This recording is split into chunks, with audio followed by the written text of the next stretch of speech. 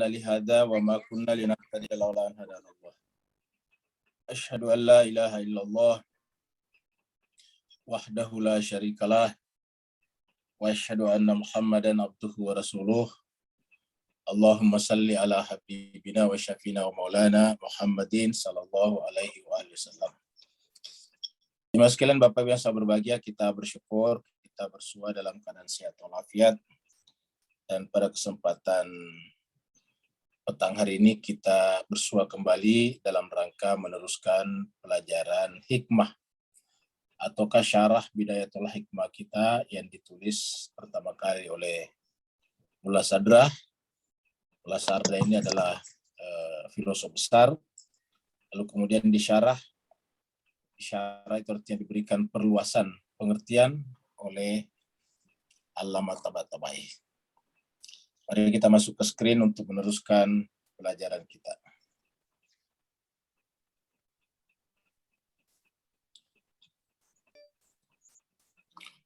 Jadi jemaah sekalian, kita sudah sampai di sini terakhir, tanggal 30 Oktober, dan kita sudah sampai pada kesimpulan sementara bahwa gradasi itu terjadi. Gradasi di tingkat kuiditas sebetulnya karena terjadinya gradasi di tingkat wujud. Jadi sebetulnya secara asli kuiditas itu tidak mungkin terjadi gradasi. Kenapa? Karena kuiditas itu kan tidak memiliki keaslian. Maka kesimpulan terakhir gradasi. Namanya gradasi ini adalah tingkatan-tingkatan, seperti kita lihat cahaya itu bergradasi. Semakin jauh dari pusat cahaya semakin redup. Nah, itu gradasi. Kayak warna juga, kita mengenal bagi mereka yang suka main warna adalah gradasi warna. Jadi gradasi dan tingkatan yang nampak pada kuiditas. Jadi kalau pada kuiditas itu yang kelihatan, yang bisa disentuh dan sebagainya. Yang kita bicarakan terutama saya mejanya, pohonnya, buminya, itu yang kita bicarakan.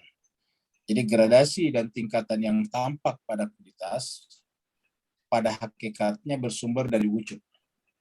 Jadi dari ada itu sendiri. Jadi bukan dari kuiditas langsung. Seperti contohnya ombak, kita melihat ombak itu bergradasi, ada yang besar, ada yang kecil. Tapi sebetulnya gradasinya ombak itu bermula dari air laut. Karena kalau air lautnya tidak ada, kan tidak mungkin ada ombak yang bergradasi. Jadi ombak sebetulnya tidak bergradasi karena ombak tidak memiliki keaslian. Karena ombak itu kan hanya efek saja daripada lautan. Jadi tidak mungkin ada ombak atau gelombang kalau tidak ada air laut. Dengan demikian, ketika gelombang itu bergradasi, ada yang besar, ada yang kecil, itu sebetulnya bukan ombaknya, tetapi lautannya yang terkena angin yang besar.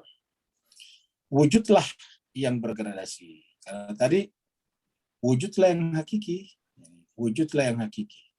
Yang hakiki artinya yang asli. Yang asli. Yang lain itu tidak hakiki, tidak asli. Kalau kita misalnya melihat orang, kita kan melihat, biasanya cenderung melihat orang dari penampilannya. Misalnya bajunya yang bagus, jasnya, dasinya, kemudian sepatunya. Nah, kita keliru kalau melihat orang dari situnya. Kenapa? Karena itu kan sebetulnya cuma aksiden saja. Kalau istilah di sininya hanya merupakan kuiditas. Ya, sebetulnya yang asli itu adalah orangnya. Ya, orangnya. Jadi kalau kita ingin mencintai seseorang, lalu kemudian kita cintai sepatunya yang mahal, ya gagal kita. Mencintai seorang lalu mencintai misalnya jasnya yang bagus, yang mahal, ya salah kita. Harusnya mencintai yang asli, yaitu orangnya itu sendiri. Karena sebetulnya gradasi yang diperlihatkan oleh pakaiannya, hari ini pakaiannya sederhana, besok pakaiannya lebih mahal, lusa lebih mahal lagi, itu gradasi namanya. Nah itu kan sebetulnya bermula dari orangnya. Ya, orangnya lah yang asli. Yang namanya jas, yang namanya pakaian, sepatu, parfum, itu kan cuma sesuatu yang dipakai oleh orangnya. Jadi yang asli itu orangnya sebetulnya. Orangnya lah yang menyebabkan pakaiannya itu bergradasi. Orangnya lah yang menyebabkan parfumnya itu bermacam-macam aromanya setiap hari. bukan parfum itu sendiri, tapi orangnya lah. Nah, kurang lebih begitu seperti itulah. Jadi selalu yang menyebabkan gradasi itu adalah yang hakiki. Yang hakiki adalah wujud. Jadi makanya kesimpulan terakhir kita, gradasi itu ya dan tingkatan yang tampak pada kualitas pada hakikatnya bersumber dari wujud. Jadi tingkatan-tingkatan yang kelihatan di permukaan itu sebetulnya bersumber dari wujud. Apa sebabnya? Jawabannya sederhana, karena wujudlah yang asli, yang hakiki. Wujudlah yang aslinya, yang hakikinya, yang fundamentalnya, yang paling mendasar. Wujudlah yang bergradasi, yang kemudian berefek. Nah, jadi wujudlah yang bergradasi, yang kemudian berefek dan berpengaruh pada kualitas yang menempel pada wujud. Nah, jadi wujudlah yang bergradasi, lalu kemudian karena wujud bergradasi, kemudian punya efek, punya pengaruh terhadap kualitas, karena kualitas itu kan sesuatu yang menempel pada wujud, yang menempel dalam tanda kutip. Yang namanya menempel artinya bukan asli. Yang asli ada pada kata ada. Nah, jadi kita sudah sampai di sini terakhir. Mudah-mudahan jemaah sekalian berbahagia. Kesimpulan terakhir ini bisa menambah cara kita memandang dunia. Bahwa dunia itu sebetulnya yang kita lihat macam-macam ini teknologinya itu hanya efek saja sebetulnya. Efek dari siapa? Manusianya. Ya, jadi sebetulnya kalau kita lihat yang asli daripada semuanya ini adalah manusianya. Ya, kalau manusianya tidak ada ya tidak mungkin kan ada peradaban, tidak mungkin ada teknologi dan sebagainya. Nah, sedangkan manusianya itulah yang mendasar. Sekarang terbalik, tiba-tiba manusia itu kagum kepada teknologi, padahal teknologi itu dibuat oleh manusia. Jadi tiba-tiba kita kagum pada teknologi, padahal harusnya kagum kepada manusianya. Manusia ini adalah sesuatu yang luar biasa. Kurang lebih begitulah perumpamaannya. Nah, sekarang kita masuk pada paragraf baru. Ya, pada paragraf baru. Kata-kata walil qailina biasalatil mahiyya wa itibaratil wujud dan seterusnya. Ini kita bicara tentang ini. Dikatakan lil qailina berarti ada yang berkata, ya, walil qailina ada yang berpendapat, atau bagi orang-orang yang berkata. Dan mereka yang berpendapat atau berkata bahwa kuiditas al-mahiyya ya, wa itibariyah al-mahiyya wa itibariyah al-wujud. Jadi ada yang mengatakan bahwa mahiyya itu adalah asli ini bi asalatil mahiyya. Jadi ada yang berkata, bagi yang berpendapat bahwa yang asli itu mahiyya ini, asalah asli prinsip, yang berpendapat bahwa yang asli, yang prinsip, yang hakiki adalah mahiyya, wa itibariyatil wujud, sedangkan wujud itu hanya itibar. Itibar itu efek. Itibar itu ya itibar. Tidak ada aslinya, itu itibar. Jadi itibaria. Jadi itibaria dia adalah itibar. Kalau pendapat yang melaksanakan yang itibar adalah mahiyya, yang asalah adalah al-wujud. Ada yang berpendapat kan sebaliknya. Pada pertemuan kita sebelumnya kita sudah bahas, ada beberapa pendapat yang mengatakan bahwa yang asalah itu kan mahiyya, sedangkan wujud itu adalah itibaria. Nah, ini yang dibicarakan di sini. Mereka yang berpendapat bahwa mahiyya atau kualitas adalah yang prinsip atau hakiki, sedangkan wujudlah yang merupakan itibari, majasi, ini terjemahnya pakai majasi ya. Itibaria, majasi, itibar saja. Ibarat, ingat kata itibar dari kata ibarat, ya benar-benar majasi. Ibarat saja perumpamaan. Ini kata ibarat ini sudah menjadi bahasa Melayu ya. Karena ada dalam lagu-lagu tuh ya, dalam apa? Ibarat air di daun keladi, itu adalah ibarat air di daun keladi.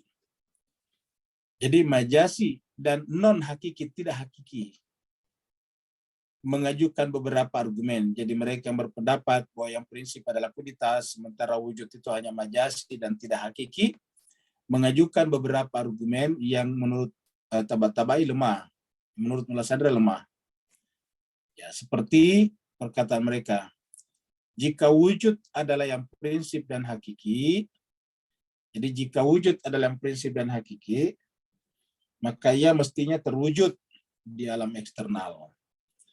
Jadi kata dia, jika wujud adalah yang prinsip dan hakiki, maka tentunya harus nampak di alam eksternal, bisa ditangkap oleh panca indera. Ingat mas sekalian ya, kata ada itu, jadi ada itu tidak bisa ditangkap oleh panca indera kita. Ada itu tidak bisa ditangkap oleh panca indera kita. Yang tertangkap kualitasnya. Jadi harusnya bagi mereka, kata mereka, kalau memang wujud adalah yang prinsip, ini mereka dalam menyanggah penganut penganut wujudiyah. Lawannya di atas tadi penganut mahiyah, ya kan begitu.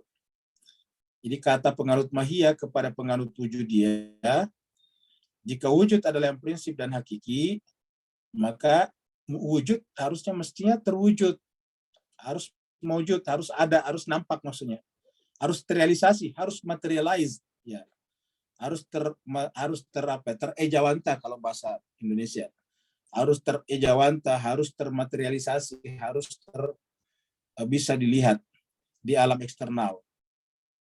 Dan kemudian wujud yang pertama ini niscaya memerlukan wujud berikutnya. Jadi harus memerlukan wujud. Kedua untuk mewujudkannya.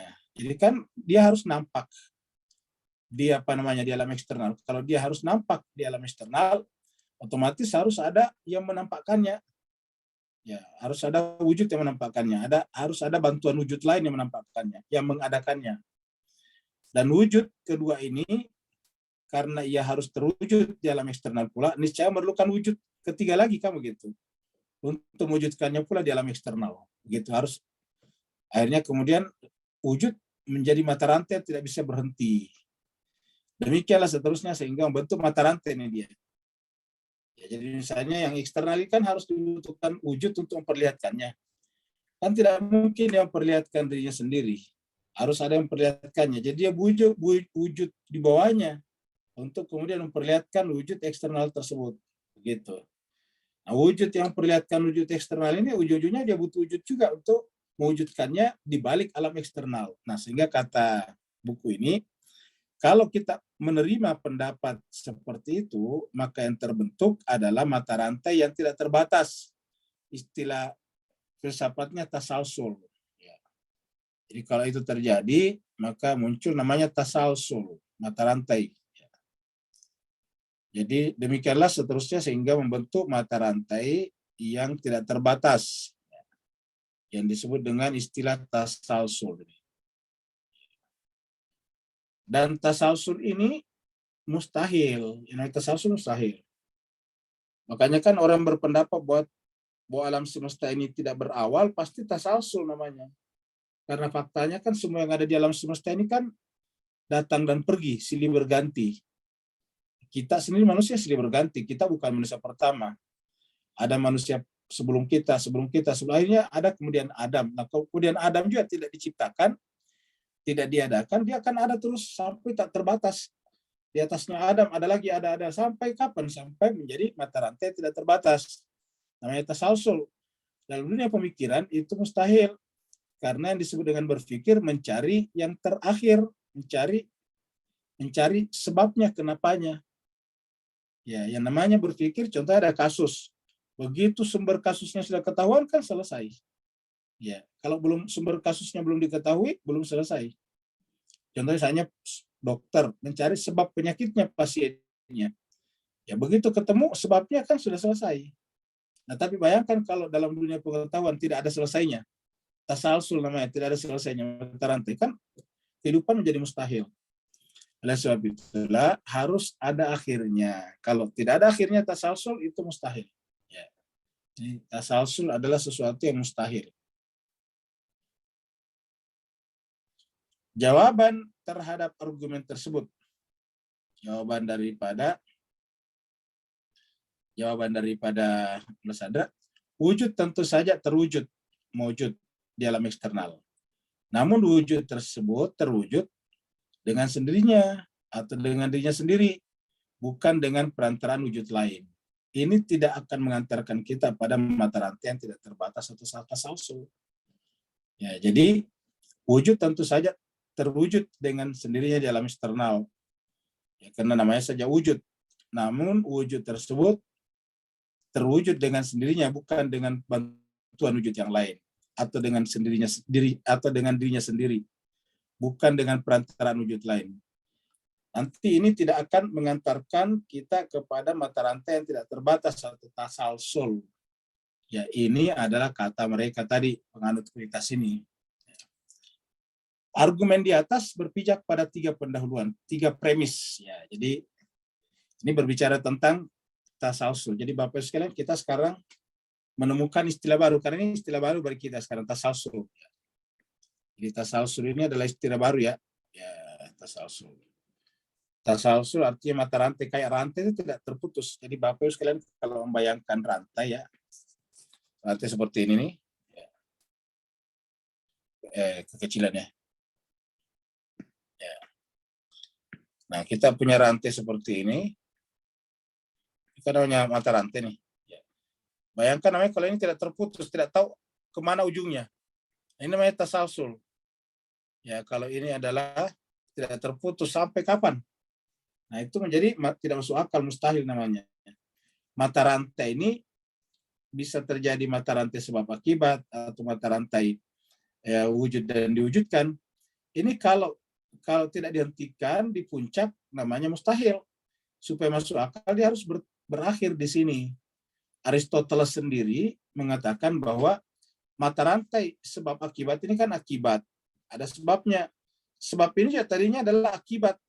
Dari sebab berikutnya ini juga tadi adalah akibat. Dari di atasnya. Begitulah seterusnya. Kata Aristoteles, mata rantai sebab akibat ini harus dihentikan di puncak. Namanya sebab yang tidak tersebabkan. Karena kalau ada sebab di sini terus tersebabkan lagi, ya tidak akan pernah selesai. Dan itu tasalsul, dan itu menjadi irasional. Maka harus dihentikan, mau tidak mau, harus dihentikan di puncak, lahirlah namanya sebab yang tak tersebabkan, ataukah causa prima kata Socrates, prime cause, penyebab pertama kata Socrates. Penyebab pertama ini tak tersebabkan. Inilah satu-satunya sebab yang tidak tersebabkan. Jadi sebab yang dibawa menyebabkan berikutnya ini adalah akibat dari ini. Ya, ini kemudian jadi akibat. Sekarang akibat ini menjadi sebab terhadap berikutnya. Nah, sedangkan ini sebab yang tidak merupakan akibat dari sebab manapun, karena dia merupakan sebab yang tertinggi. Nah, ini yang disebut dengan berhenti mata rantainya, tidak tasalsul lagi. Kalau berhenti di sini, ya tasalsul lagi ke atas, tidak mau berhenti. Ya, Bapak bisa bayangkan kalau orang sekolah terus-menerus tidak berhenti-berhenti. Iya, kan akhirnya kemudian walaupun sekolah itu bagus, tapi kalau terus-menerus, akhirnya kemudian banyak orang yang bosan juga. Kalau belajar tidak berhenti, gak apa-apa. Tapi kalau sekolah, habis ini masuk lagi berikutnya, sampai tidak selesai sampai mati. Nah, jadi oleh sebab itulah tasalsul, sesuatu yang tasalsul tidak mungkin. Ya. Bayangkan kalau kita misalnya mencari makanan tidak selesai. Ya. Kita ketemu ini harus lagi berikutnya. Akhirnya kita tidak makan. Mencari terus-menerus makanan, mata rantai makanannya yang tidak pernah ketemu. Nah, oleh sebab itulah, kata Tabatabai, argumen di atas berpijak pada 3 premis. Jadi ada 3 premisnya di sini. Jadi ada 3 premis di sini. Pendahuluan ini adalah premis ya. Nah, jadi argumentasi di atas berpijak pada 3 premis ya. Premis pertama, jadi premis selalu 2. Premis pertama, premis kedua kan kemudian kesimpulan ya. Premis pertama, sesuatu dikatakan prinsipil dan hakiki jika bisa ditambahkan. Ya, ditambahkan terwujud kepadanya. Jadi sesuatu dikatakan prinsipil dan hakiki jika bisa menerima sesuatu padanya, ditambahkan. Jadi bisa ditambahkan sesuatu padanya. Ya. Bisa ditambahkan, kalau istilah tadi, menempel sesuatu padanya. Karena sesuatu yang prinsip dan hakiki adalah sesuatu yang benar-benar ternyata dan eksis sehingga memiliki efek. Memiliki efek dan pengaruh di alam eksternal. Jika A dikatakan sebagai sesuatu yang prinsipil dan hakiki, maka bisa dikatakan bahwa A terwujud. Pasti terwujud dengan sendirinya, terwujud, ataukah maujud, dia terwujud. Kata maujud itu terwujud. terwujud. Jadi maujud itu adalah sesuatu yang terwujud. Maujud itu adalah isim fa'il dari kata wajada, wujud. Kata-kata wujud dari bahasa Arab dari kata wajada yujidu, yajidu, artinya menemukan sesuatu yang ada. Jadi seperti di dalam nanti Al-Quran banyak itu kata-kata la yajidu, mereka tidak menemukan. Ya, seperti contohnya misalnya menemukan, dari kata-kata ini wujud. Jadi akhir kata wujud yang kita bicarakan sekarang ini coba kita lihat di dalam sini. Ya. Di dalam surat An-Nisa ayatnya 46. Surat 60 ayat 64 ya, bukan 46. Nah, di sini Allah berfirman, nanti kita ketemu kata wujud di sini. Bismillahirrahmanirrahim. Wa ma arsalna min rasulin, dan tiadalah kami mengutus rasul seorang rasul illa kecuali li yuto'a. Yang belajar bahasa Arab pasti sudah tahu ini li apa namanya di sini. Ya. Ini ada li-nya menjadikan dari ke atas yuto'a. Harusnya kan yuta'u menjadi yuto'a. Ya. Ini namanya lam tujuan, lam taklil, untuk ditaati. Jadi lam tujuan, lam reason, li yuto'a, untuk ditaati. Jadi tiadalah kami mengutus seorang rasul itu illa kecuali li untuk yuto'a, ditaati. Biiznillah, atas izin Allah. Biiznillahi, karena ada baknya menjadi biiznillahi, karena izin Allah, artinya bahwa Allah yang mengizinkan, bukan rasul sendiri yang mau ditaati. Ya, kalau rasul sendiri yang mau ditaati kan berarti ada unsur ego di sana. Tetapi itu perintah Allah, izin Allah. Jadi makanya mentaati rasul, ya mentaati Allah. Walau annahum, seandainya bahwa sungguhnya mereka itu zalamu, ketika mereka zalamu anfusahum, melakukan perbuatan zalim anfusahum, terhadap diri mereka, maka ja'uka, harus datang kepada Muhammad. Ini bentuk lampau digunakan untuk akan datang menjadi harus datang. Ja'uka. Ini ja'u ini adalah bentuk madhi. Ja'a, datang. Jamaknya ja'uka. Harus datang kepadamu Muhammad. Lalu setelah datang kepadamu, yaitu tentu dengan selawat, fastaghfarullah, baru yang bersangkutan istighfar kepada Allah. Setelah yang bersangkutan istighfar kepada Allah, baru wastaghfar lahum rasul, baru rasul juga mengistighfarkan mereka. Istighfar rasul ini pelakunya rasul, istighfar lahum untuk mereka. La wajadu, ini kata-kata la wajadu, lamnya tambahan, benar-benar. Dari kata wajada, wajadu, karena bentuknya jamak, wajadu. Ini dari sini muncul kata wujud, ini mendapati, mereka mendapati. Jadi wujud itu sesuatu yang bisa ditemukan. Karena apa? Yang namanya wujud kan ada. Kalau tidak ada ya tidak bisa ditemukan. Cuma tidak bisa ditemukan dengan panca indera. Kalau dia muncul di panca indera, maka yang muncul itu adalah efeknya, namanya kuditas. Ya. Jadi dari sini. Jadi apabila mereka datang kepada Nabi, baru kemudian istighfar kepada Allah, baru kemudian Rasul juga istighfarkan mereka, maksudnya minta ampunkan, la wajadullah, pasti mereka menemukan Allah tawwaban, sebagai maha penerima taubat dan maha penyayang. La wajadullah tawwaban. Jadi dari sini Mas Kira, kata wujud itu wajadu. Dalam Al-Quran banyak kata-kata ini. Dalam bahasa Arab juga ada kata-kata yang sangat terkenal. Manjada wajada, manjada wajada. Man, siapa jada bersungguh-sungguh, wajada, dia akan menemukan. Menemukan apa hasilnya? Manjada wajada. Ya. Jadi kita kembali lagi ke sini. Ya, jadi kita ulangi lagi tadi. Premis pertama, sesuatu dikatakan prinsip arti mendasar, dan hakiki, asli, jika bisa ditambahkan sesuatu yang lain kepadanya. Jadi bisa ditambahkan sesuatu yang lain, namanya menerima wujud-wujud lain, menerima efek-efek lain kepadanya. Ketika ada efek yang menempel padanya disebut dengan terwujud. Apa artinya terwujud? Mengambil tempat di dalam wujud, kurang lebih begitulah. Terwujud, ya, terletak di dalam wujud. Nah, gitulah terwujud, terletak di dalam wujud. Ya. Bahasa Arabnya maujud. Ya, karena sesuatu yang prinsipil dan hakiki adalah sesuatu yang benar-benar telah nyata. Ya, kalau dia prinsip kan berarti real, nyata. Ya, prinsip dan hakiki berarti ada, nyata, dan eksis, sehingga memiliki efek dan pengaruh di alam luar. Alam eksternal di sini bisa bermakna eksternalnya kita, bisa juga bermakna di luar daripada wujud, artinya sehingga menyebabkan sesuatu itu kelihatan, sementara kata wujud tidak kelihatan.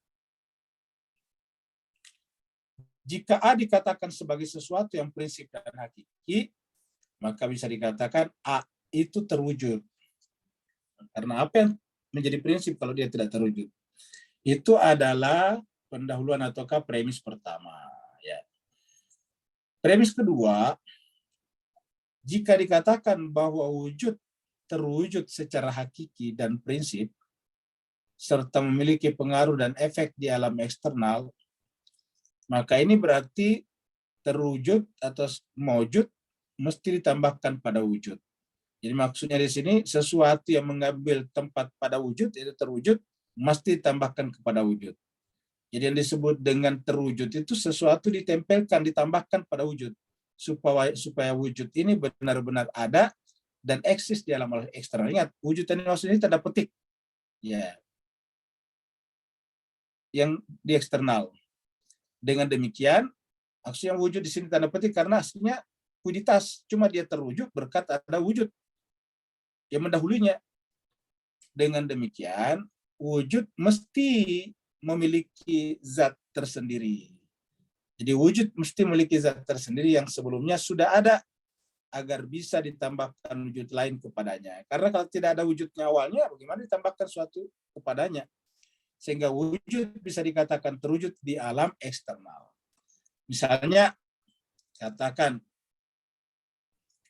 orang berilmu adalah orang berilmu adalah bermakna. Ya, jadi misalnya dikatakan orang berilmu adalah mempunyai arti zat yang memiliki ilmu. Kan kalau kita katakan orang berilmu kan berarti ada orangnya, orang yang berilmu. Apa itu orang ya? Kita singkat saja dengan kata-kata zat. Karena orang manusia itu kan punya zat juga. Zat yang memiliki ilmu. Ini bermakna bahwa ilmu ditambahkan kepada zat itu, kepada orang itu. Jadi kalau dikatakan orang itu berilmu, berarti ilmu itu tambahan terhadap orang tadi. Ya, kalau tidak ada orangnya, ya tidak bisa mendapatkan ilmu, atau tidak mungkin ada ilmu yang hadir pada dirinya kalau orang itu sendiri tidak ada sebelumnya. Ini bermakna bahwa ilmu ditambahkan kepada zat itu, seperti yang kita bicarakan tadi. Kalau orang itu yang asli, maka pakaiannya itu cuma tempelan-tempelan saja, kuiditas aja. Cuma memang yang kita tangkap orang kan dari pakaiannya. Padahal kita tertipu kalau memuji pakaiannya. Harusnya kita puji orangnya. Ya, begitulah juga alam semesta. Banyak memuji alam semesta, harusnya dipuji adalah yang menjadi sebab alam semesta ini ada, yang menjadi apa namanya, menjadi pemilik hakiki. Ya, alam semesta tidak memiliki zat yang hakiki. Milik yang hakiki adalah yang maha ada, yaitu Tuhan. Jadi ini bermakna bahwa ilmu ditambahkan kepada zat itu sehingga disebut berilmu, memiliki ilmu. Biasanya kita punya botol, ada air di dalamnya. Kita katakan botol itu berair, kan berarti bahwa air itu ditambahkan kepadanya. Ya, jadi kalau misalnya kita katakan botol itu berair, berarti air itu ditambahkan kepadanya, yang asli botolnya. Jadi kita bicara botol. Nah, cuma kebetulan ada air di dalamnya, kita katakan botol itu berair. Tapi botol tidak tergantung kepada ada air atau tidak ada air. Ya. Jadi botol tidak tergantung kita isi air atau tidak. Tanpa diisi air tetap botol. Ketika diisi air baru kita katakan botol itu berair, artinya ada air ditambahkan padanya. Jadi sekalian, mudah-mudahan ini bisa mengantarkan pemahaman-pemahaman kita tentang mana tempelan dan mana yang asli. Kita ini bicara tentang yang asli dan palsu. Palsu. Asli, palsu. Jadi kalau cuma tempelan bukan palsu, bukan asli, palsu. Jadi kalau kita katakan ini orang itu pakaiannya bagus, itu namanya palsu sebetulnya. Ya, kenapa pakaiannya itu kan tempelan saja. Yang bagus orangnya orangnya lah yang kemudian hebat sehingga bisa memilih pakaian yang bermacam-macam. Ini bermakna bahwa ilmu ditambahkan kepada zat itu sehingga disebut dengan berilmu. Jika Muhammad dikatakan orang yang berilmu, jadi jika Muhammad dikatakan orang yang berilmu, maka Muhammad mesti memiliki zat tersendiri yang sebelumnya sudah ada dan eksis di alam eksternal. Dan kemudian ilmu yang berada di luar zat Muhammad ditambahkan kepada zatnya Muhammad. Jadi ilmu kesimpulannya hanyalah merupakan tambahan belaka saja. Diulangi, ilmu hanya merupakan tambahan belaka saja kepada Muhammad. Yang kita bicarakan Muhammad pun juga bukan namanya, tapi zatnya Muhammad. Demikian pula terwujud, kata terwujud atau mewujud, yang apabila ditambahkan kepada sesuatu yang ada, misalnya dikatakan A terwujud, maka A ini mesti memiliki zat yang sebelumnya ada. Lalu ditambahkan wujud kepada zat A. Ya. Jadi A terwujud, berarti kan artinya A harus ada. Ini berarti bahwa wujud berada di luar zat A yang kemudian ditambahkan kepada zat A. Ingat, kata wujud di sini jangan samakan dengan wujud yang kita bicarakan. Ini adalah tanda petik, artinya wujud itu sesuatu yang kita nampak lihat. Ya, supaya dipahami. Karena ini bicara tentang yang bisa kelihatan di alam eksternal. Ya, lalu kenapa dikasih tanda petik menggunakan kata wujud dan dikasih tanda petik? Karena yang nampak di eksternal itu terwujud berkat A tadi, karena sudah ada A, sudah ada A, wujud yang asli, sudah ada sudah ada yang asli, eksistensi yang asli. Ya. Cuma sayangnya yang kita lihat kan meja, seakan-akan mejanya terwujud, kan begitu. Padahal sebetulnya meja terwujud karena dia sudah ada wujud, kata wujud asli yang mendahulunya. Kemudian ini premis ketiga, ya, ada 3 premisnya. Dalam suatu kaidah dikatakan bahwa setiap sesuatu yang di dalam keberadaannya memastikan pengulangan keberadaan. Jadi segala sesuatu yang di dalam keberadaannya memastikan pengulangan keberadaan, maka sesuatu itu tidaklah prinsip dan hakiki. Jadi kalau ada sesuatu di dalam keberadaannya itu memastikan pengulangan keberadaan. Namanya pengulangan keberadaan kan berarti tadinya tidak, berarti yang tadinya ada kan menjadi tidak ada, terus perlu ada lagi. Ya kan berarti bahwa tidak prinsip dan hakiki. Lagi-lagi kalau ada tetapi melakukan pengulangan keberadaan, ya sebetulnya tidak ada. Karena kenapa diulangi? Karena dia hilang lagi, terus diadakan lagi, terus hilang lagi, kan begitu. Nah, jadi dikatakan bahwa setiap sesuatu yang di dalam keberadaannya memastikan, memutlakkan pengulangan keberadaan, maka aslinya sesuatu itu tidak prinsip dan hakiki. Ya. Misalnya dikatakan A terwujud. Ini bermakna bahwa A harus ada sebelumnya, sehingga bisa ditambahkan terwujud kepadanya. Tapi rupanya A mengada kalau B ada. Begitu pula B mengada jikalau C ada. Ini bermakna keberadaan A bergantung pada keberadaan B, dan keberadaan B bergantung pada keberadaan C. Nah, kalau itu kan berarti dia bukan ada yang asli wujud. Ya. Karena keberadaan A memerlukan keberadaan lain sebelumnya, maka keberadaan A dikatakan sebagai realitas yang tidak prinsip dan hakiki. Kenapa? Dia tidak bisa mengada kalau tidak ada pendahuluannya, yaitu B. Dan B tidak bisa mengada kalau tidak ada C. Begitu. Jadi harus ada C dulu, baru B bisa muncul. Harus ada B, baru A bisa muncul. Kalau begitu ya A tidak asli namanya, tidak hakiki. Ya. Jadi karena keberadaan A memerlukan keberadaan lain, memerlukan eksistensi lain sebelumnya, maka keberadaan A dikatakan sebagai realitas yang tidak prinsip, tidak hakiki. Ya, seperti itu. Karena membutuhkan yang lain. Yakni pengaruh dan efek yang muncul darinya bukanlah dari dirinya sendiri.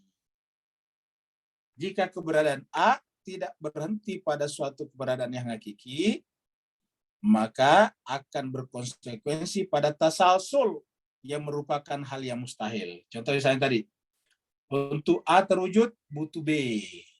Untuk B terwujud butuh C. Untuk C terwujud butuh D. Begitu seterusnya sampai apa? tidak ada habis-habisnya, tasalsul. Dan kalau itu terjadi, tidak masuk akal tadi. Jadi, tidak masuk akal. Jadi dikatakan jika keberadaan A tidak berhenti pada suatu keberadaan yang hakiki, maka akan berkonsekuensi, akan terjadi apa yang disebut dengan tasalsul, yang merupakan hal yang mustahil. Ya, jadi, tasalsul adalah sesuatu yang mustahil terjadi, merupakan hal yang mustahil. Ya. Tasalsul ini adalah hal yang merupakan hal yang mustahil. Seperti tadi, A untuk mengada harus ada B sebagai pendahuluannya, supaya B mengada harus ada pendahuluannya C, supaya C mengada harus ada pendahuluannya D, begitulah seterusnya sampai tidak ada habis-habisnya. Namanya tasalsul, mata rantai yang tidak pernah terputus. Tasalsul, ingat kata silsilah. Nah, silsilah kayak gitu. Silsilah itu adalah silsilah ke atas. Kita anaknya siapa? Ayah kita anaknya siapa, itu silsilah namanya. Silsilah itu asal kata dengan tasalsul. Ya. Kalau silsilahnya manusia kan pada akhirnya berhenti di satu orang namanya Adam. Bayangkan kalau tidak berhenti, kan repot kita belajar sejarah. Adam punya ayah lagi, ayahnya. Terus kalau begitu siapa manusia pertama? Tidak ada, akhirnya namanya tasalsul. Ya, ketika tasalsul berarti pertanyaan manusia pertama siapa menjadi tidak bermanfaat. Buat apa mencari siapa manusia pertama kalau kemudian ternyata ke atas itu tasalsul. Ya. Dengan memperhatikan 3 premis di atas, maka bentuk argumentasi dari kelompok yang berpandangan bahwa kuiditas adalah yang prinsip dan hakiki, bukan wujud, bisa disusun sedemikian rupa. Jadi, argumentasi bagi kelompok atau pihak yang berpandangan bahwa kuiditaslah yang prinsip, kuiditaslah yang hakiki, dan bukan wujud. Wujud itu justru hanya merupakan tempelan daripada kuiditas. Maka argumentasinya bisa disusun seperti berikut ini. Ini adalah argumen yang dibangun dari premis-premis tadi. Jika wujud merupakan realitas yang prinsipil dan hakiki, maka berdasarkan premis pertama, wujud terwujud. Ya, jadi jika wujud merupakan realitas yang prinsipil dan hakiki, maka berdasarkan premis pertama, berarti wujud itu terwujud. Artinya wujud itu ada, maujud. Jadi terwujud ini bahasa kita dari kata ter ini kan, ter ini adalah awalan dalam bahasa Melayu. Sedangkan wujud kata dasarnya terwujud, kalau bahasa Arabnya maujudun, maujud, diwujudkan ataukah terwujud. Ya, karena ini adalah isim maf'ul, bukan isim fa'il, isim maf'ul. Kata benda yang dikenai pekerjaan, terwujud atau diwujudkan, maujud. Jadi kita kasih tanda di sini dulu. Ya, ini. Jadi wujud, terwujud disebut dengan maujud. Ya. Dan dengan memperhatikan pendahuluan, ya, dengan memperhatikan pendahuluan kedua atau premis kedua, jadi kemaujudan wujud bermakna wujud harus benar-benar berwujud di alam eksternal supaya bisa dikatakan terwujud. Ya. Sebelumnya kita langsung kita rubah dulu ini ya biar lebih besar supaya jangan menghalangi tulisan. Ya. Letakkan itu menghalangi tulisan ya.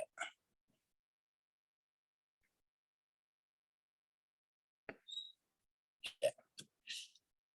Dan dengan memperhatikan pendahuluan kedua atau premis kedua, kemaujudan wujud atau terwujudnya wujud bermakna wujud harus benar-benar berwujud di alam eksternal supaya bisa dikatakan terwujud atau maujud.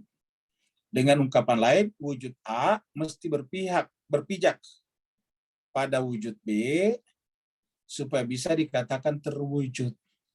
Pada sisi lain, wujud B mesti berpijak pula pada wujud C supaya bisa dikatakan juga terwujud. Begitulah seterusnya untuk wujud C, mesti berpijak pada wujud D. Konsekuensi dari premis ini adalah bahwa yang terjadi adalah tasalsul. Konsekuensi daripada apa namanya tadi, pendahulu ataukah premis kedua ini. Nah, kalau ini dilakukan, terjadi tasalsul namanya. Terjadi mata rantai yang tidak pernah terputus. Konsekuensi, konklusinya ataukah kesimpulannya. Jadi ini kesimpulan. Dari premis-premis tadi ada 3 premis. Ya, baru kemudian kesimpulannya. Ini kan adalah apa namanya? Bersyarat. Jika wujud adalah yang prinsipil, dan hakiki, maka akan memastikan atau memutlakkan kebergantungan wujud itu pada wujud-wujud lain. Jadi jika wujud adalah yang prinsipil dan hakiki, maka akan memastikan kebergantungan wujud itu pada wujud-wujud lain, sehingga tidak terbatas yang mengakibatkan tasalsul. Dengan demikian, kuiditaslah yang prinsip dan hakiki, bukan wujud. Ini konklusi dari orang yang berpendapat bahwa kuiditaslah yang prinsipil, kuiditaslah yang mendasar, kuiditaslah yang fundamental, bukan wujud. Nah, jadi begitu. Kelompok yang berpandangan bahwa wujud adalah yang prinsipil dan hakiki, bukan kuiditas, mengajukan kritikan. Nah, kritik atas yang di atas tadi. Mengajukan kritikan atas pendahuluan ataukah premis kedua di atas tadi. Ketika dikatakan orang berilmu, maka ada 2 asumsi. Jadi kalau orang berkata orang itu berilmu atau orang berilmu, maka ada 2 asumsinya di sini. Ya. Ada 2 kemungkinan. Asumsi pertama, ilmu merupakan perkara yang berada di luar orang itu dan ditambahkan kepadanya. Ilmu seperti ini berlaku pada ilmu-ilmu yang dimiliki oleh manusia. Jadi asumsi pertama, ilmu merupakan perkara yang berada di luar kita. Namanya berilmu kan ilmunya tadinya tidak ada, terus ditambahkan. Ya, tadinya kita tidak tahu bahasa Arab. Kita belajar bahasa Arab sudah tahu ya, kosa-kosa kata bahasa Arab dan gramatikanya. Tadinya kita tidak tahu, berarti kan ilmu itu tambahan terhadap orang tersebut. Nah, itu maksudnya asumsi pertama. Sedangkan asumsi kedua, ilmu merupakan bagian dari zatnya sendiri. Ya, ilmu adalah bagian tak terpisahkan dari zat orang itu yang berilmu tadi, orang berilmu. Ia berilmu dengan sendirinya atau dengan dirinya sendiri, bukan sesuatu yang ditambahkan kepada zatnya. Ilmu seperti ini menyatu dengan zatnya, berlaku pada ilmu Tuhan. Nah, kalau ini cocok. Kalau Tuhan memang ilmu itu sendiri. Karena ilmu bagi Tuhan bukanlah sesuatu yang ditambahkan padanya. Beda dengan kita. Kalau kita manusia, ilmunya itu adalah sesuatu yang ditambahkan. Kalau Tuhan ilmunya bukan sesuatu yang ditambahkan. Ilmunya Tuhan itu adalah menyatu dengan zatnya Tuhan. Berlaku dengan hakikatnya Tuhan. Ya, bahkan begitu kita bicara Tuhan, bicara tentang ilmu itu sendiri. Ya, begitu. Berhubungan dengan wujud, ada 2 asumsi pula, ya, yaitu asumsi pertama. Jadi tadi di atas ini mereka. Ya. Jadi tadi kita ulangi, berkaitan tadi dengan orang yang berpandangan tadi, bahwa wujud adalah prinsip dan hakiki dan bukan kuiditas. Mengajukan kritikan atas pendahuluan di atas tadi. Ya, contohnya gini. Dengan 2 asumsi seperti tadi ini. Sekarang berhubungan dengan wujud. Ada 2 asumsi. Yang pertama, asumsi pertama. Wujud terwujud dengan wujud lain. Jadi berkaitan dengan wujud itu sendiri ya. Jadi berkaitan dengan ada itu sendiri. Hanya ada 2 kemungkinan. Hanya ada 2 argumen yang bisa muncul. Yang pertama, wujud terwujud dengan wujud lain. Artinya wujud itu didahului wujud lain seperti tadi A oleh B, B oleh C, C oleh D dan seterusnya. Wujud seperti ini berkaitan dengan wujud makhluk yang ujungnya berpijak pada suatu wujud yang mandiri, yaitu wujud Tuhan. Jadi kita sebetulnya ini hanya permainan kata-kata saja. Jadi yang kita katakan wujud seperti hewan itu adalah kuiditasnya. Ya, karena apabila apabila sesuatu itu bergantung pada sesuatu yang lain, dia bukan wujud. Nanti misalnya hewan bisa terwujud selain karena punya orang tuanya, punya juga rumput. Kan kalau tidak ada rumput, hewan sapi tidak bisa hidup. Ada air yang mereka bisa minum. Nah, kan berarti bahwa wujudnya hewan tergantung kepada wujud-wujud lain. Nah, ketika wujud itu tergantung pada wujud-wujud lain, yang kita bicarakan sebetulnya bukan wujud yang hakiki, yang kita bicarakan kualitas. Cuma kita terjebak pada kesalahan makna sehingga kita sebut dengan wujud. Ya, gitu. Jadi wujud seperti ini berkaitan dengan wujud makhluk yang ujungnya berpijak pada suatu wujud yang sifatnya mandiri, yang tidak membutuhkan wujud-wujud manapun, yakni wujud Allah, wujud Tuhan. Nah, gitu. Nah, sehingga kita katakan tadi seperti hewan punya wujud, sapi punya wujud, kambing punya wujud, onta punya wujud, manusia punya wujud, batu punya wujud, langit punya wujud. Sebetulnya bukan wujud yang kita bicarakan, kuiditas ya, kuiditas. Kenapa? Karena kalau kita bicara sapi sebagai suatu wujud sendiri, kambing sebagai suatu wujud sendiri, wujud itu berbeda-beda. Nah, sedangkan wujudnya kambing harus bergantung pada wujud lain. Wujudnya sapi bergantung pada wujud-wujud yang lain. Nah, pada akhirnya akan sampai kepada wujud yang tidak bergantung pada yang lain. Nah, dengan demikian wujud yang tidak bergantung pada yang lain itu beda hakikatnya dengan wujud yang bergantung pada yang lain. Gitu. Karena wujud yang tidak bergantung pada yang lain, itulah yang asli. Nah, sedangkan wujud yang bergantung pada yang lain, hakikatnya bukan wujud. Kenapa? Iya, dia bergantung pada yang lain. Itulah yang kita beristilah dengan fluiditas. Gitu. Jadi wujud seperti ini berkaitan dengan wujud makhluk yang ujungnya berpijak pada suatu wujud yang mandiri, yaitu wujudnya Tuhan. Kemudian asumsi kedua, ini tadi asumsi pertama. Ya. Jadi ini tadi adalah asumsi pertama. Sekarang kita lihat asumsi kedua. Asumsi kedua, wujud terwujud dengan sendirinya. Jadi wujud terwujud dengan sendirinya. Ini kan asumsi pertama, bahwa wujud terwujud dengan wujud lain. Kemudian asumsi kedua, ini kan bicara tentang wujud Bapak Ibu sekalian. Jadi kalau bicara tentang wujud cuma dua kemungkinan. Yang pertama wujud itu bergantung pada wujud lain, yang kedua adalah wujud yang tidak bergantung pada wujud lain, yaitu wujud terwujud dengan sendirinya atau dengan dirinya sendiri. Wujud seperti ini berlaku pada wujud Tuhan atau yang disebut dengan wujud niscaya. Jadi di atas tadi ini kalau kita kasih nama wujud, Ibnu Sina menyebutnya dengan wujud mungkin. Ya, jadi sebetulnya wujud mungkin itu adalah bahasa mula sadra itu yang disebut dengan kuiditas. Sedangkan wujud niscaya itulah wujud yang asli, gitu. Jadi asumsi kedua, wujud terwujud dengan sendirinya atau dengan dirinya sendiri. Wujud seperti ini berlaku pada wujud Tuhan atau yang disebut dengan wujud niscaya. Namanya wujud niscaya.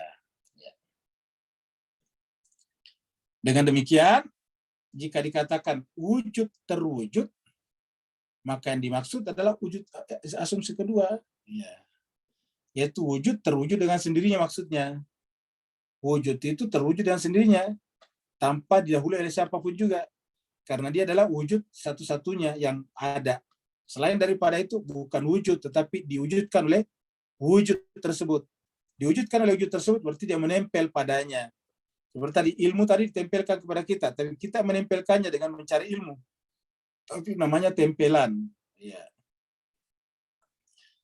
Jadi dengan demikian jika dikatakan wujud terwujud, maka yang dimaksud adalah asumsi kedua, yaitu wujud terwujud dengan sendirinya atau dengan dirinya sendiri, bukan dengan perantaraan wujud lain, sehingga tidak berkonsekuensi pada istilah yang disebut dengan tasalsul.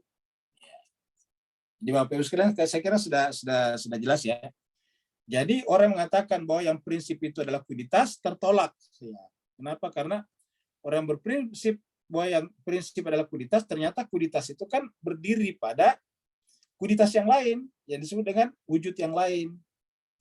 Nah, seperti tadi kita ceritakan, sapi misalnya. Sapi itu bisa ada karena pertama ada orang tuanya, kan ada bapak ibunya.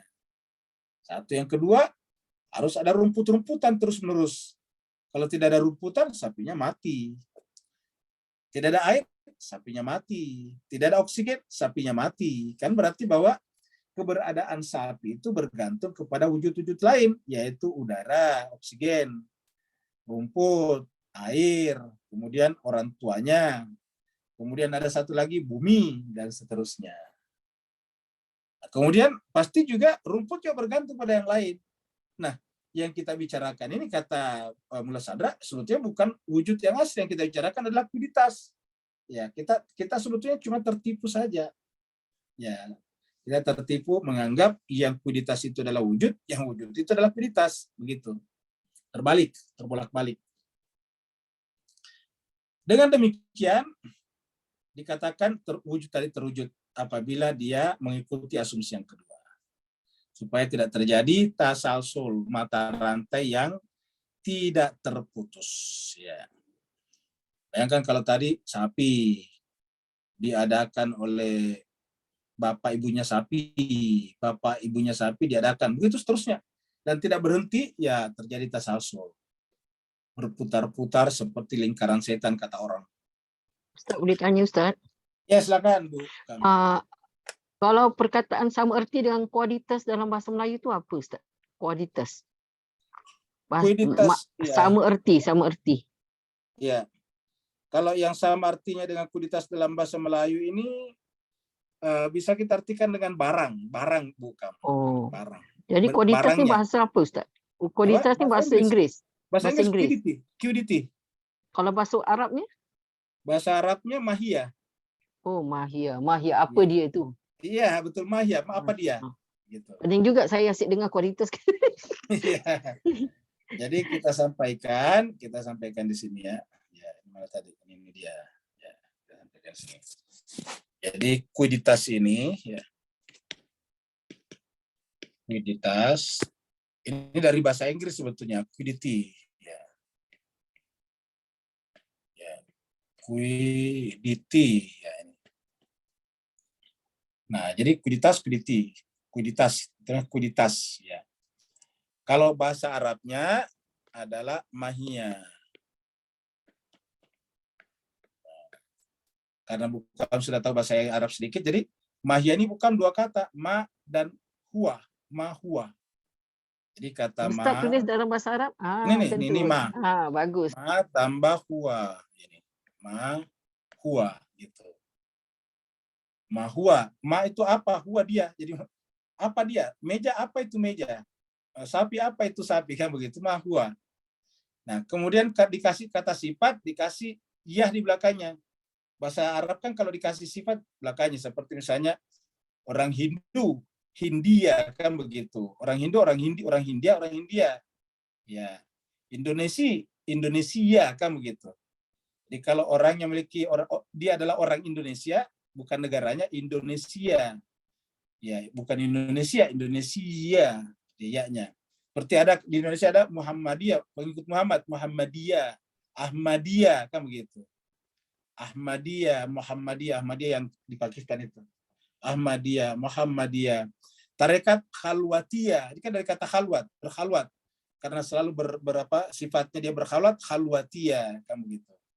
Akmal, ingin menyempurnakan dirinya, namanya Akmaliyah, tarekat Akmaliyah, gitu. Nah, begitulah juga kalau ini dikasih kata sifat menjadi mahuwaiya. Dikasih ya di belakangnya, huwaiya ya.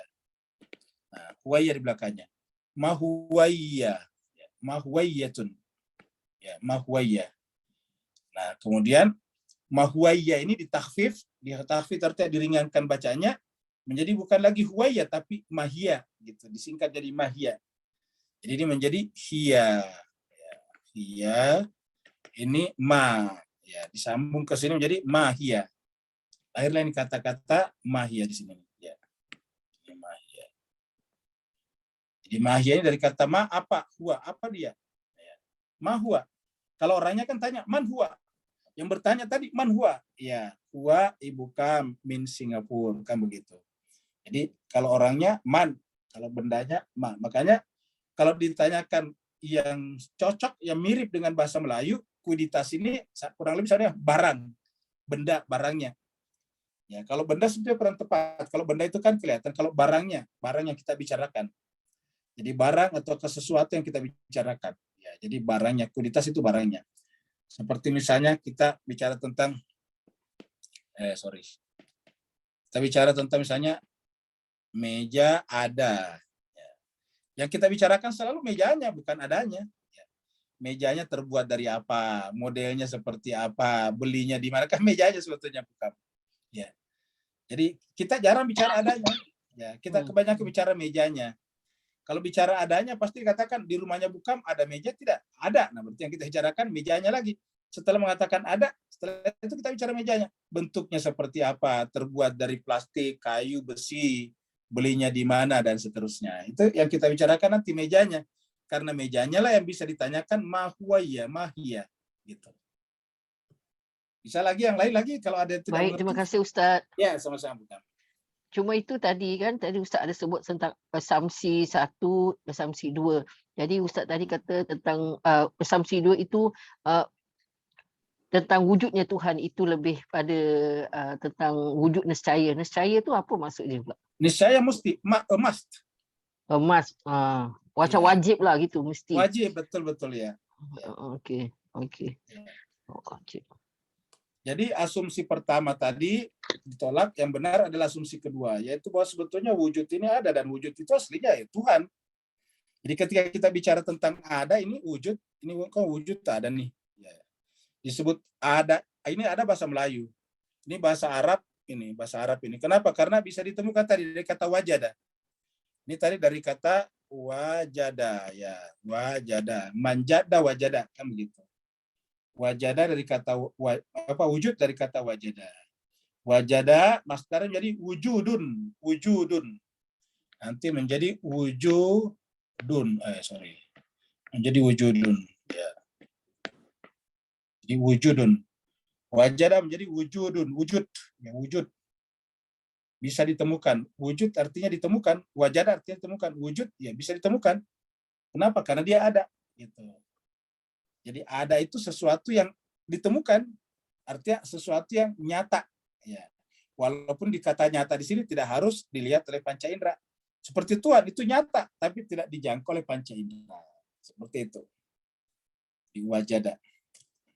Ada lagi yang lain sebelum kita lanjut? Jadi tadi ada 2 asumsi. Ya. Ya, jadi Anda paham bahwa wujud niscaya itu sama kan dengan bila Anda sebut wajibul wujud gitu. Betul, wajibul wujud, ya betul. Jadi wajibul wujud, ya ini disebut dalam bahasa lain dengan wujud niscaya. Wujud niscaya, niscaya. Ya. Ya. Jadi wajibul wujud ini bahasa Arab, wajibul wujud. Sedangkan ini bahasa Melayu, wujud niscaya. Kalau bahasa Inggris biasa menyebutnya necessary being. Necessary being. Being itu wujud, necessary being. Wujud yang necessary, yang mutlak gitu. Jadi necessary being, wajibul wujud. Nah, wajibul wujud inilah sebetulnya yang disebut oleh Mulasarda dengan wujud. Tidak perlu dikasih kata wajib lagi.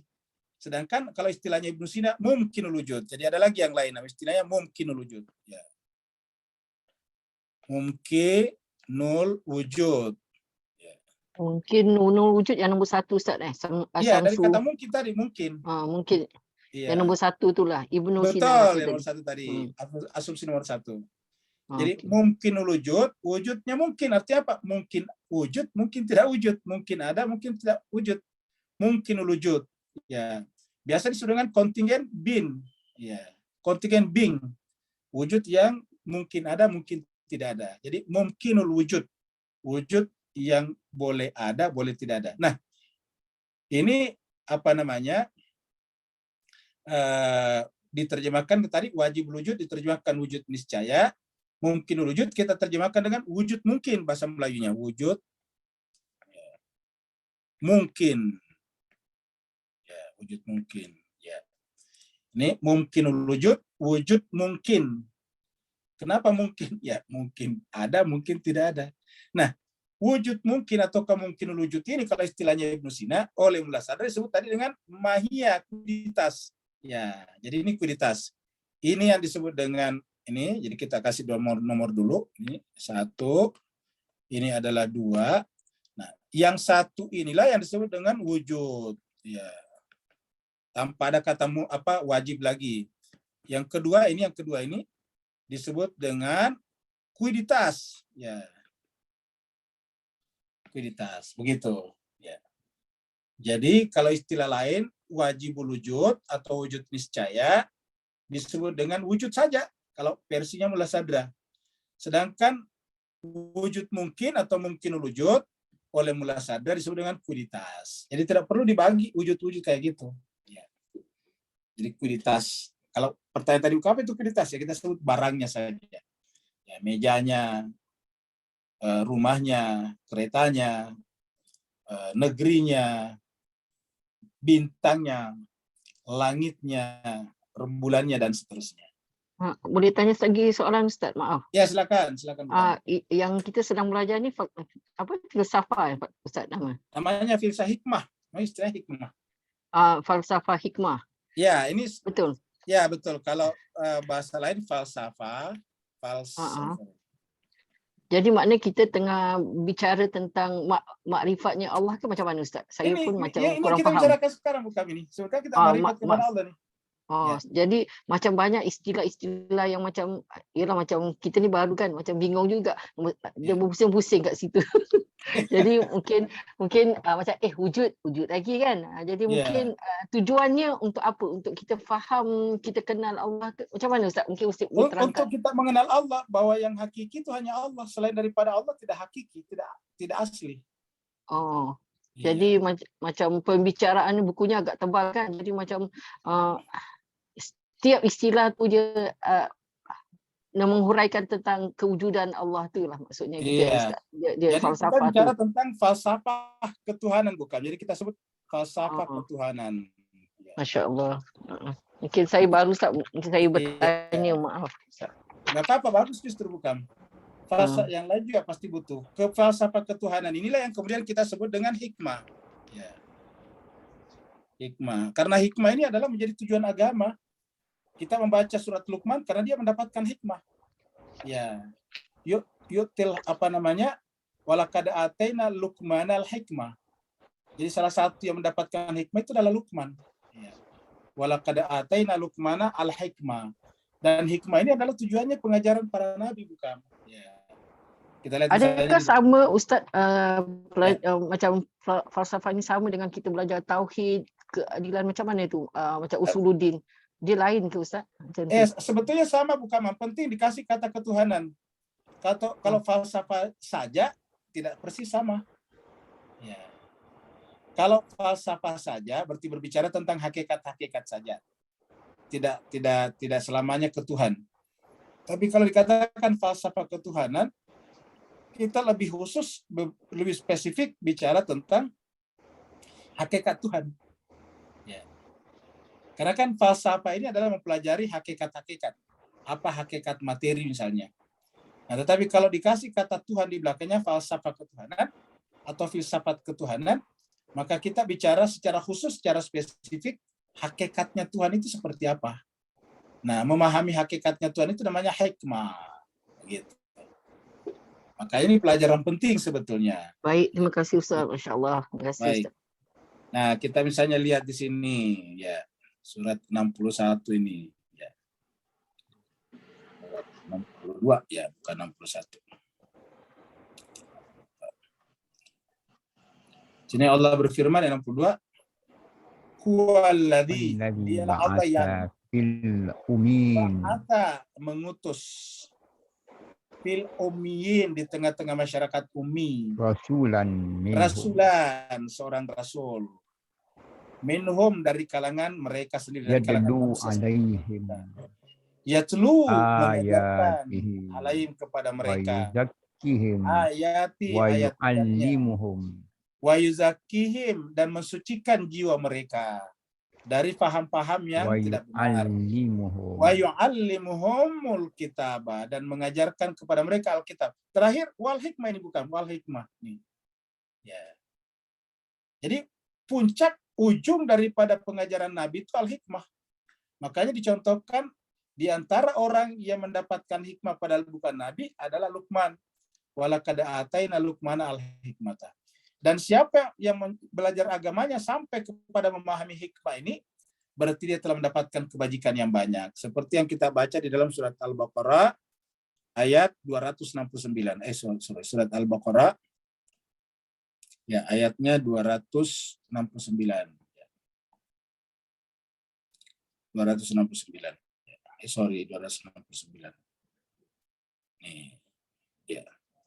Yu'til hikmata mayyasha. Dia Allah memberikan al-hikmah kepada siapa yang dia kehendaki. Yu'til hikmata mayyasha. Wa may yu'tal hikmata, dan siapa saja orang yang yu'tal hikmata, yang diberikan al-hikmah, faqad, maka sungguh utia, diberikan kepadanya, utia khairan katsiran, diberikan kebajikan yang melimpah, yang banyak. Jadi kebajikan yang banyak itu apabila kita mendapatkan al-hikmah. Wa ma yadzakkaru, dan tidak ada yang bisa mengambil pelajaran dari cerita hikmah ini illa, kecuali ulul albab, orang yang menggunakan akal pikirannya.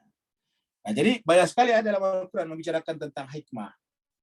Nah, dengan demikian Mullah Sadra sebagai seorang ulama tafsir membuat buku khusus tentang hikmah ini. Ya, bukunya 9 jilid hanya untuk berbicara tentang hikmah, yaitu yang berjudul Al-Asfar Al-Arba'ah, ya. Perjalanan 4, ya. Akal manusia. Nah, jadi cuma sekalian kita kembali lagi tadi ke ke buku kita. Jadi kita sudah tahu namanya wujud niscaya, ya. Jadi yang namanya wujud niscaya itu ya mau tidak mau harus ada, ya. Kita sebutnya tadi kemestian, necessary being, wujud yang mesti ada, yaitu Tuhan. Jadi wujud seperti ini berlaku pada wujud Tuhan atau yang disebut dengan wujud niscaya. Dengan demikian, jika dikatakan wujud terwujud, maka yang dimaksud adalah asumsi kedua, yaitu wujud terwujud dengan sendirinya atau dengan dirinya sendiri. Artinya tidak ada perantara dan tidak ada pendahuluannya. Al-Quran menyebutnya huwal awwalu wal akhiru. Awwalu, tidak ada mendahulinya. Akhiru, tidak ada di belakangnya. Sedangkan kalau tadi A, B, C, D, kalau dia B didahului oleh A, didahului oleh C, dibelakangi oleh A. Nah, begitu. Sedangkan yang namanya wujudnya Tuhan tidak ada awalnya, tidak ada akhirnya. Wal awwalu wa zahiru, wal awwal wal akhiru. Bahkan dia juga huwa zahir wal batinu. Semua yang zahir kita saksikan, ya dia ada karena adanya Allah. Yang batin kita rasakan oleh jiwa kita ada karena ada Allah. Jadi apa saja yang zahir ada karena ada Allah yang mengadakannya. Kemudian apa yang batin yang kita rasakan dalam jiwa kita ada karena ada Tuhan yang mengadakannya. Kenapa? Huwal awwalu wal akhiru wal zahiru wal batin. Wa huwas sami'ul alim. Nah, jadi Bapak Ibu sekalian, seperti itulah kurang lebih berkenan dengan Allah. Jadi inilah pentingnya sebetulnya belajar hikmah, karena berbicara tentang Tuhan memang sih agak-agak ribet sedikit awalnya, seperti kata Bu Kam tadi, agak pusing-pusing dikit. Tetapi kalau kita mengikutinya nanti tahu, langsung kita semacam luar biasa surprise. Yang kedua, kalau kita agak pusing-pusing, bagus ya, mengobati pikiran kita agar tidak mengalami namanya pikun, tidak mengalami penyakit tidak berfungsinya otak dengan baik. Nah, sekarang Maaf Ustadz, mau tanya Ustadz. Silakan.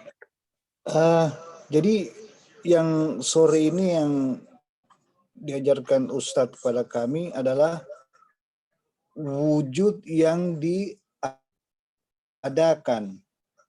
atau dalam bahasa Melayunya terwujud, dalam bahasa Arabnya maujud, atau mungkin wujud. Nah, wujud yang diadakan ini ketergantungannya terhadap wujud yang lain. atau disebut dengan tasalsul. Dalam bahasa lain, tidak mungkin sesuatu bisa ada tanpa ada sebab yang mengadakannya. Juga sebaliknya, tidak mungkin sesuatu bisa tidak ada jika tidak ada sebab yang menjadikannya tidak ada. Begitu maksudnya, Ustaz ya? Nah, betul Atau sekali. mungkin Betul. dalam contoh misalnya, tidak mungkin ada meja tanpa ada sebabnya kayu atau tukangnya. Begitu, Ustaz ya? Iya, Mohon betul. pencerahan, Ustaz. Betul. Jadi apa yang dikatakan Pak Andi menarik. Jadi kata kuncinya di sini adalah kata terwujud. Jadi kita tadi mulai dari kata terwujud, ya. Terwujud ini artinya ada yang mewujudkannya, makanya bahasa Arabnya ya, bahasa Arabnya adalah maujud, ya. Ya, maujud. Ya, bahasa Arabnya maujud, tulisannya adalah maujudun, ya, nih, maujudun, ya, terwujud. Kata-kata maujud terwujud, ini terwujud. Apa yang terwujud? Ada yang mewujudkannya. Setiap menggunakan kata terwujud pasti ada yang mewujudkan. Seperti terlempar, kan ada yang melempar. Ya, terlempar, ada yang melemparkannya. Ya, terbunuh, ada yang membunuhnya. Ya, tersentak, ada yang menyentakkannya. Terkejut, ada yang membuatnya terkejut. Terlahir, Ustaz. Nah, terlahir, ada yang melahirkannya, kan seperti itu. Pokoknya dalam bahasa kita namanya ini terwujud, pasti ada pendahuluannya. Terlahir berarti ada yang melahirkannya, gitu. Ya, tersimpan, ada yang menyimpannya. Emas ibu itu tersimpan di lemari, berarti maksudnya ibu itu menyimpan emasnya di lemari. Jadi penggunaan kata terwujud, ini cocok bahasa Arab maujud, yaitu sesuatu yang diwujudkan. Maujud ini namanya isim maf'ul, yaitu sesuatu yang diwujudkan. Seperti madrubun, sesuatu yang dipukul, ya, ada yang memukulnya. Ya, maktubun, sesuatu yang ditulis, ada yang menuliskannya.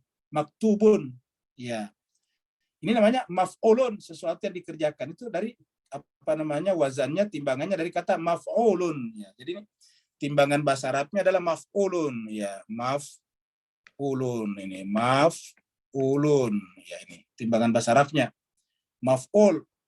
Dilihat ini huruf keduanya ini adalah disukun, huruf keempatnya juga disukun, ini wawnya disukun, fa-nya disukun, wawnya disukun, wawnya disukun. Ini waw, ada wawnya di sini. Kalau ini selalu harus ada waw, kalau di sini tidak harus sama, tapi waw harus sama. Seperti madrubun harus ada waw, madrubun.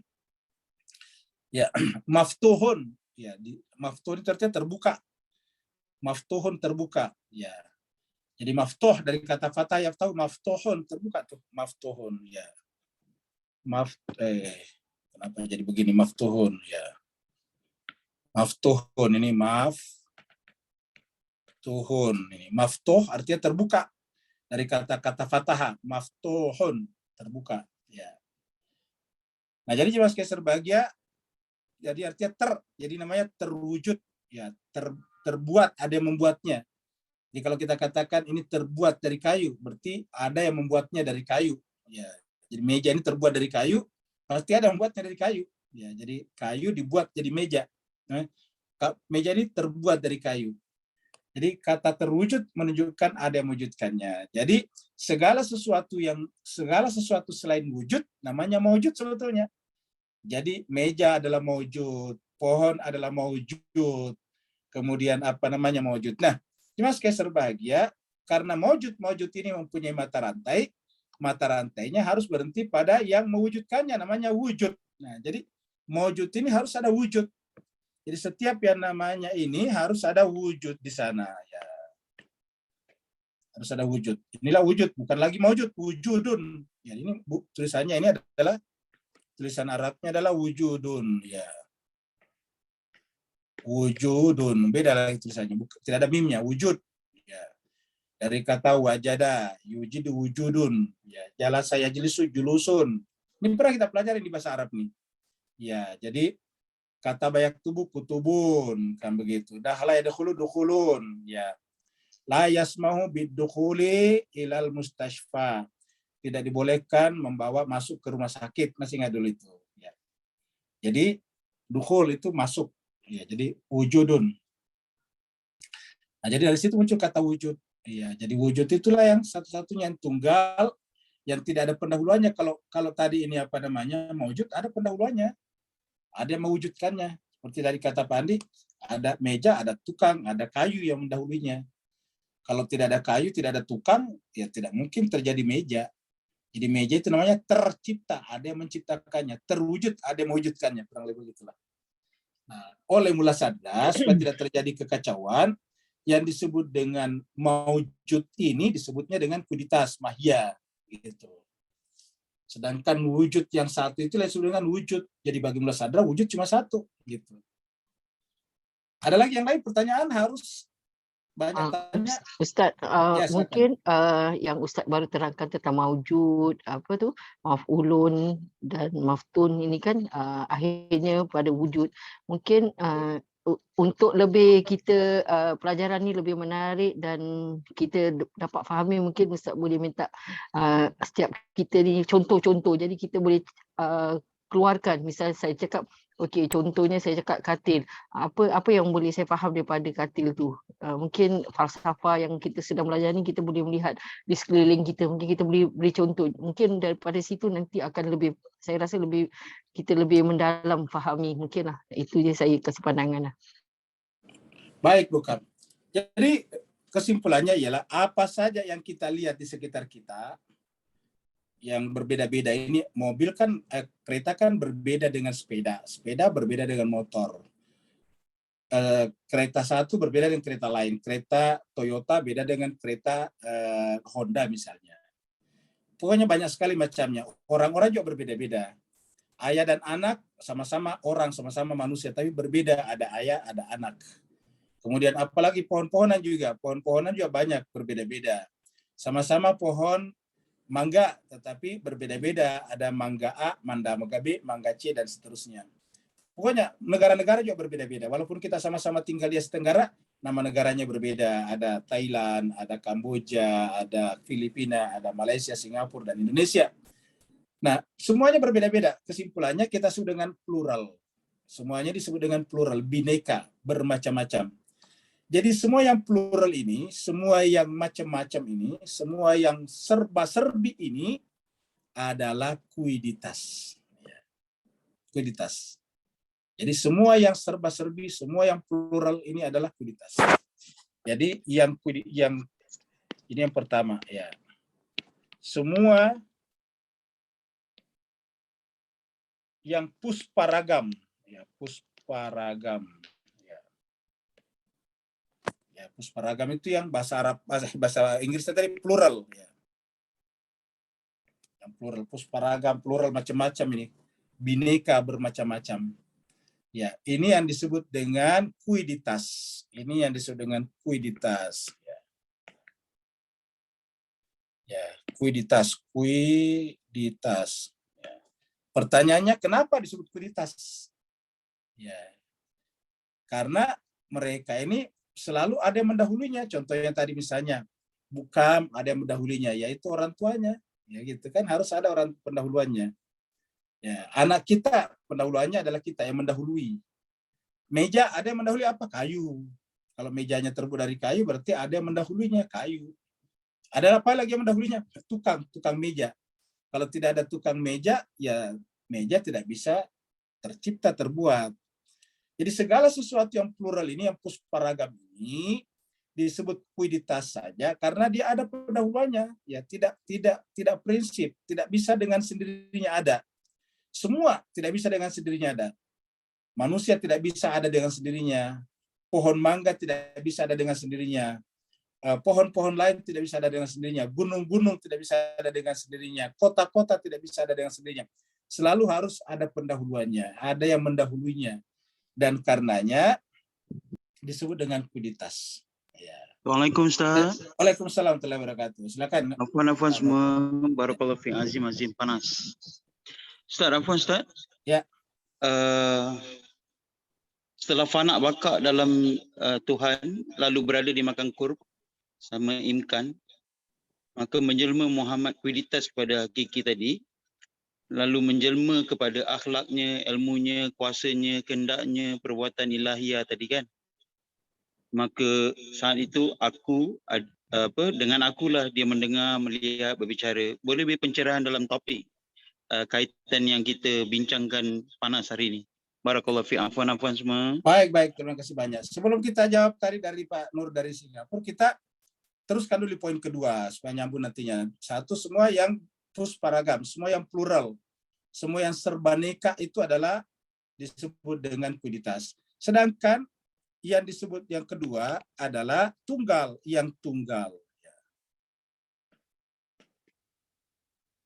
Ingat, kalau kata tunggal tidak boleh mengatakan semua yang tunggal. Karena yang namanya tunggal itu cuma satu, jadi tidak ada kata semua. Yang tunggal itu yang disebut dengan wujud. Ini yang disebut dengan wujud. Ya, dengan wujud. Nah, sekarang, jadi hanya ada dua, wujud, ya ini wujud, dan kuiditas. Ya, cuma dua macam saja, wujud dan kuiditas. Nah, jemaah sekalian, bagaimana hubungannya dengan orang yang mencapai makam qurb dan imkan tadi yang ditanyakan Pak Nur tadi. Jadi makam qurb, ya, qurb, ya, qurb dari kata karib, dekat, dan imkan, ya, imkan. Ya. Macam qurb, imkan ini kita pelajari di buku Irfan. Bagaimana caranya orang mencapai derajat qurb dan imkan? Nah, apabila orang mencapai derajat qurb itu artinya sudah sedemikian dekatnya kepada Tuhan sehingga menyatu, sehingga dirinya itu menjadi relatif, yang mutlak hanya Allah. Imkan ini kan mungkin. Ya, derajat imkan, itlaknya atau mutlaknya itu adalah Allah. Nah, ini adalah membawa kepada pesuluk atau perjalanan rohani kepada derajat namanya fana. Ya. Dia fana, dia hilang. Yang ada hanyalah Allah saja. Nah, kalau dalam bahasa kita ini yang ada hanya wujud, sang wujud saja. Ya. Jadi yang ada hanya sang wujud saja. Jadi tidak ada lagi yang lain, yang ada hanya sang wujud saja. Ini adalah kalau mencapai derajat qurb. Nah, sekarang jemaah sekalian berbahagia, jadi hubungan pelajaran kita sekarang dengan Irfan ini kan Irfan yang ditanyakan tadi, ini di atas adalah hikmah. Menunjukkan bahwa kenapa yang lain itu harus imkan, harus fana, harus hilang. Ya karena memang tadi hakikatnya dia tidak ada. Yang pusparagam itu selalu ada pendahuluannya. Coba kalau pendahuluannya kita hilangkan, semuanya menjadi tidak ada. Ya, contohnya gini Pak Bu sekalian. Ya, ini kan selalu ada pendahuluan. Misalnya ini adalah B, ya ini didahului oleh C. Ya, ini adalah C pendahuluannya. Ya. C ada pendahuluannya. Kemudian di sini nanti ada A juga. Tadi kita contohkan di dalam buku. Ya, ini A, B, kemudian ini adalah C. Ya. Nah, jemaah sekalian, karena A tidak bisa ada kalau tidak didahului oleh B, B tidak bisa ada kalau tidak didahului oleh C, berarti A disebut dengan imkan, mungkin ada, tergantung B. B juga mungkin namanya. Kenapa? Karena didahului oleh C. Begitulah seterusnya. Nah, kalau terus ke atas ini namanya tasalsul, itu tidak boleh. Maka harus berhenti pada sesuatu yang tidak tergantung di atasnya. Kita sebut itu di atas ini adalah ya wujud, ini dia. Kita sebut yang di atas ini sebagai wujud. Ya, inilah dia. Yang tidak tergantung kepada siapapun juga. Jadi ini C ini tergantung pada wujud. Nah, yang inilah yang tidak mungkin, tidak imkan. Ini adalah imkan. Nah, begitu kita menyadari kita ini adalah tergantung, misalnya begitu C dihilangkan, B tidak mungkin ada. Bapak Ibu sekalian coba perhatikan. Kalau C kita hilangkan, misalnya kita coretin, C kita coret. Otomatis ini juga tercoret. Otomatis juga A tercoret. Ya, karena kan A ada karena ada B mendahulinya. B ada karena ada C mendahulinya. Begitu C kita coret, kan semuanya tidak ada. Ya. Kenapa dicoret? Ya buktinya tadinya B tidak ada, berarti C juga tadinya tidak ada. Yang tidak mungkin dicoret adalah ini. Yang tidak mungkin dicoret adalah ini, wujud ini. Ini tidak bisa dicoret. Ya. Itu disebabkan Ustaz tasasul itu tadi, mata rantai, maknanya dia berkait-kait. Betul. Kalau tidak berhenti di sini bukan, dia menjadi tasalsul, berkait-kait, tidak berhenti. Ya. Maka dia harus berhenti di sini bukan. Maka berhentinya namanya wujud. Sedangkan yang di bawah ini namanya kuiditas. Jadi semua di bawah ini adalah kuiditas. Ya, ini kuiditas. Ya. Jadi Ustaz, Ya, silakan. Kalau kita lihat di sini yang kualitas ni benda-benda yang ada kait mengait apa tasasul Tasalsul. tasasul jangan tersasul pula. Tasasul itu apa tu akhirnya akan kepada yang wujud itu sendiri. Misal Betul. contoh Ujungnya misal harus sampai contoh ke kita atas kata itu. kayu, kita kata meja tu tak ada yang membuatnya kayu kan, jadi Ya. tukang buatnya kayu apa benda-benda ni. Tapi kalau tak ada kayu ni datang dari mana daripada pokok ni kalau tak ditumbuh, tidak ditanam, kalau tanam pun tanpa izin Allah tak tumbuh, maknanya ada yang menciptakannya lah. Maksud saya tu balik kepada yang wujud tu. Betul sekali, Lukam. Jadi kita ambil contoh misalnya ini. Kita ambil contoh misalnya ini adalah pohon ya, pohon mangga lah pohon. Pohon mangga ini kan tidak bisa ada kalau tidak ada bumi. Ya, bumi kita ini. Kalau bumi ini ada, jadi kalau tidak ada bumi kan kamu tidak ada pohon mangga. Karena pohon mangga tumbuh di bumi. Bumi juga tidak bisa ada kalau tidak ada matahari. Kan bumi adalah planetnya matahari. Bumi itu mengitari matahari. Jadi kalau tidak ada matahari, tidak ada bumi. Nah, sedangkan matahari juga tidak ada kalau tidak ada alam semesta, universe. Nah, pertanyaannya apakah universe tercipta dengan sendirinya? Apakah universe bisa mengadakan dirinya sendiri? Jawabannya tidak bisa. Harus ada wujud tertinggi yang mengadakannya. Ini yang disebut dengan yang kita bicarakan wujud. Ya. Ini sebetulnya Tuhan yang sejati yang kita sebut dengan wujud di sini. Ya, inilah yang menciptakan universe. Universe melahirkan matahari, matahari melahirkan bumi, bumi menumbuhkan pohon mangga kita tebang kayunya diambil jadi meja, begitu Kam. Ya. Baik, terima Jadi kasih Ustaz. Iya, ini pelajaran sangat penting untuk berbicara tentang ketergantungan semuanya kepada Tuhan, yang disebut dengan wujud. Ya. Jadi bahasa filsafatnya karena menggunakan bahasa umum, tidak menggunakan bahasa Tuhan karena Tuhan itu spesifik agama tertentu. Nah, wujud ini bersifat umum, siapa saja bisa mempelajarinya, bahwa yang paling tinggi ini adalah wujud dan hanya tunggal, satu, tidak diadakan, tidak berawal dan tidak berakhir. Dia nampak di yang zahir dan dia juga ada di yang batin. Dialah yang menyebabkan zahir itu ada, dia juga menyebabkan batin itu ada. Dan karenanya dia tetap ada walaupun yang lain tidak ada. Karena dia selalu ada, terkadang disebut dengan wajibul wujud, wajib adanya. Sedangkan yang di bawah ini biasa tidak ada. Pohon mangga tidak ada kalau tidak ada bumi. Bumi tidak ada kalau tidak ada matahari. Matahari tidak ada kalau tidak ada universe. Dan karenanya berarti mereka mungkin ada, mungkin tidak ada, disebut dengan mungkinul wujud. Mungkinul wujud ini atau wujud mungkin, wujud relatif, disebut dalam bahasa kita kuiditas, dari kata kuiditi bahasa Inggris, dari bahasa Arab mahia, seperti itu. Jadi seperti itu. Mudah-mudahan bisa ditangkap ini. Ya. Ustaz, Afwan Ustaz. Assalamualaikum Ya, Ustaz. silakan. Ya, silakan. Fadal siapa tadi? Ya, Silakan. Ya. Jadi tadi itu mungkin wujud itu sama dengan kuditas. Ya, Ustaz kan? Atau Ya, sama betul. dengan bayangan sama juga ya itu Ustaz ya? Nah, betul. Bisa bayangin juga. Jadi Ya. aslinya wujud. Ini cuma Ya. bayangan semuanya nih. Ya. Yang asli itu wujud gitu. Yang asli wujud. Ini bayangan-bayangan saja ke bawah ini. Ya. Sama dengan kuditas Ustaz ya? Sama dengan mungkin wujud. Kita sebutnya dengan kuiditas. Ya. Ya, itu aja Ustaz. Syukran. Ya. Pak Nur, silakan Pak Nur. Pak Nur tadi Tadi silakan. saya berbalik pada Makam Qurb sama Imkan tadi Ustaz, tentang istilah saat sampai pada makam, dengan akulah dia mendengar, melihat, bicara, berupaya dan sebagainya tadi. So kewujudan Muhammad hakiki itu sendiri menyatu dengan wajibul wujud tadi itu. Yeah. So bagi orang-orang biasa macam kita agak pening juga kalau kita tengok bukan kamu mana tapi kami yang mana. Beri pencerahan lebih batinnya Ustaz. Afwan barakallahu fiik. Baik, terima kasih banyak. Jadi Bapak Ibu jemaah sekalian berbahagia. Jadi sebetulnya ya, ketika kita menyaksikan bahwa yang ada, kita bagi dua saja ini, yang kita dua. Yang pertama adalah wujud. Yang kedua adalah selain wujud. Selain wujud ini kadang disebut dengan istilah mungkinul wujud, terkadang disebut dengan kuiditas di sini. Kalau bahasa yang ditanyakan tadi bukam kita artikan dengan barangnya, barang-barang, benda-benda. Nah, sedangkan yang satu adalah wujud. Dialah sumber segala-galanya. Nah, orang atau siapa saja mencapai derajat qurb ini dari kata qarib, dekat. Kalau kita dekat itu kan kita harus menghilang. Karena kalau kita tetap ada kan berarti ada dualitas, ada duality, ada dual. Dan itu tidak boleh terjadi, syirik namanya.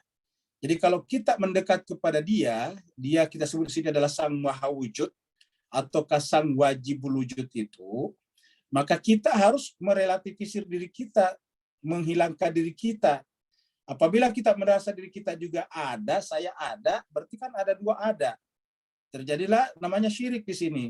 Saya ada Tuhan juga ada. Nah, akhirnya kan dua ada. Nah, sedangkan hanya satu ada tadi, hanya satu wujud. Lalu siapa saya ini? Saya ini adalah bukan wujud. Saya maujud, diwujudkan oleh wujud tadi itu. Maka karena saya diwujudkan oleh wujud, benar-benar keberadaan saya bergantung sepenuhnya kepada yang maha wujud, yaitu Allah Subhanahu wa taala. Kalau Allah tidak menghendaki saya tidak ada. Kalau Allah menghendaki saya kembali kepadanya, saya kembali kepadanya. Jadi pada saat kita mencapai derajat qurb adalah kita sampai pada derajat kita tidak ada. Bahasa Al-Qur'annya la haula wala quwwata illa billah. La ilma lana illa ma 'allamtana. Ana faqirun. Iya, apa tadi? Ana faqirun wa anta gani. Saya ini fakir ya Allah, kamulah yang gani. Begitu. Aku ini papah dan kamulah yang maha sempurna. Nah, itu yang terjadi pada saat qurb seperti ini. Jadi kata qurb dan imkan harus didempetkan. Qurb mendekat kepada Tuhan, menyatu dengan Tuhan. Sedangkan imkan menunjukkan kita ini hanya relatif. Imkan kan mungkin. Yang mutlak itu hanya Allah. Yang absolutely hanya Allah. Kita ini adalah relatif imkan. Nah, apabila kita juga mengabsolutkan diri kita seperti kata Fir'aun, ana rabbukum, akulah Tuhanmu, maka kita telah menjadi syirik besar di sana. Masya Allah. Jadi Masya Allah begitu. Ustaz, huraian Ustaz ini mengingatkan saya kepada Imam Ali AS ketika nak melakukan solat sampai Nah, pingsan. inilah yang harus disebut dengan Masya busur Allah, naik. subhanallah. Ustaz, ini dapat bayangkan bagaimana Imam Ali itu bila berdepan dengan Allah, dia Betul menjadikan sekali. dia tidak merasa bahawa dia ni ada. Maknanya yang Betul. ada tu hanya Allah, subhanallah Ustaz. Betul. Terima kasih. Betul. Jadi Itu. dekat situ nampak pembahasan inilah tentang apa yang ada pada imam-imam kita ahlul bait. Dan lagi satu Ustaz nak tanya, bermakna falsafah ni boleh dipelajari oleh semua yang bukan Islam lah, maknanya pasal dia nak melihat siapa erti orang-orang etis yang tidak percaya pada Tuhan. Mereka falsafah ini mungkin lebih mendekatkan mereka lah untuk terangkan siapa tu yang wujudkan, kerana mereka tak percaya pada Tuhan kan. Mungkin betul ke saya punya pemahaman tu orang-orang yang bukan Islam boleh mempelajari falsafah ni? Betul sekali, bukan? Makanya kan dibuat istilahnya ini tidak menggunakan istilah Tuhan, menggunakan istilah wujud supaya semua orang bisa pelajari. Ya. Kalau menggunakan istilah Tuhan, nanti orang ateis tadi tidak mau dengar, tidak mau baca, dia kan mereka tidak suka Tuhan. Ya. Maka oleh para ulama kita, ya sudahlah, tidak usah menggunakan kata Tuhan, pakai istilah wujud, ada saja gitu. Nah, tapi kesimpulannya siapa saja yang pelajari falsafah hikmah ini pasti akan bisa sampai kepada Allah Subhanahu wa taala, berkesimpulan bahwa Tuhan itu ada. Walaupun tidak menggunakan kata Tuhan, tapi menggunakan kata wujud itu tadi. Jadi memang dibuat ini hikmah atau filsafat ketuhanan ini terutama mereka sekali yang tidak percaya adanya Tuhan itu. Begitu bukan? Bapak Ibu sekalian, karena waktu kita sudah lewat, insya Allah kita berjumpa lagi sebentar. Pertanyaan-pertanyaan Pak Nur tadi akan kita perdalam nanti sebentar malam pada saat kita bicara tentang tentang irfan, karena berkaitan dengan maqam qurb dan imkan secara spesifik itu adalah dibicarakan di dalam irfan. Terima kasih banyak atas perhatian Bapak Ibu semuanya. Mudah-mudahan bisa menambah kedekatannya kepada Allah SWT karena Imam Ali dan para imam yang lain Amin, amin. Amin. Terima kasih. Amin. Wassalamualaikum warahmatullahi wabarakatuh. Waalaikumsalam warahmatullahi wabarakatuh. Terima kasih Ustaz. Terima kasih Bu Dokter. Terima kasih semua. Mohon Terima kasih, Bu pamit. Dokter.